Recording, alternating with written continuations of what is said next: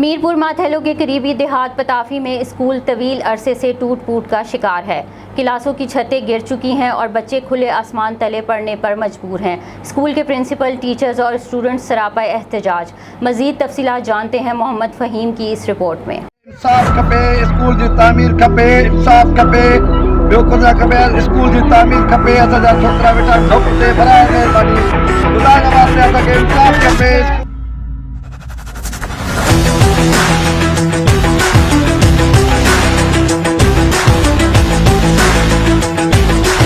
हयात पिताफी के करीबी गांव दोदो नाइच में प्राइमरी हाई स्कूल गुज़िश्ता तवील अरसे से टूट फूट कर नाकारा बन चुका है, जिस पर जिले इंतजामिया बिल्कुल ही खामोश। प्राइमरी हाई स्कूल के प्रिंसिपल, टीचर्स, स्टूडेंट्स सरापा एहतजाज।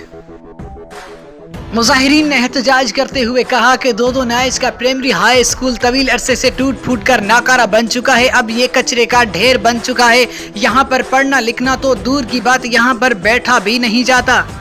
स्कूल के हेड प्रिंसिपल और टीचर्स ने मीडिया के सामने एहतजाज करते हुए कहा कि इस स्कूल में जितनी ही क्लासेस हैं, सबकी छतें गिर चुकी हैं।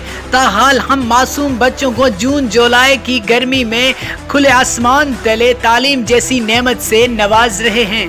हम तो अपने फराइज सर अंजाम दे रहे हैं, पर उन आला ऑफिसर्स को खुदा का खौफ खाना चाहिए। इन बच्चों के ऊपर रहम करें और इनको स्कूल के लिए नई बिल्डिंग तहमीर करवा के दें। जो अमीर हैं उनके बच्चे तो प्राइवेट स्कूलों में पढ़ने के लिए जाते हैं, लेकिन जो गरीब मिस्कीन हैं उनके बच्चे यहाँ पर पढ़ने के लिए आते हैं। इस वजह से किसी भी आला ऑफिसर्स या आला हुक्मरानों की या अवामी नुमाइंदों की इस स्कूल या इस गाँव पर नजर नहीं, क्योंकि वो वोट लेने के बाद हमें नजर नहीं आते। कैमरामैन मुर्तज़ा शेख के साथ मोहम्मद फहीम शेख, MM5 न्यूज़, मीरपुर माथेलो।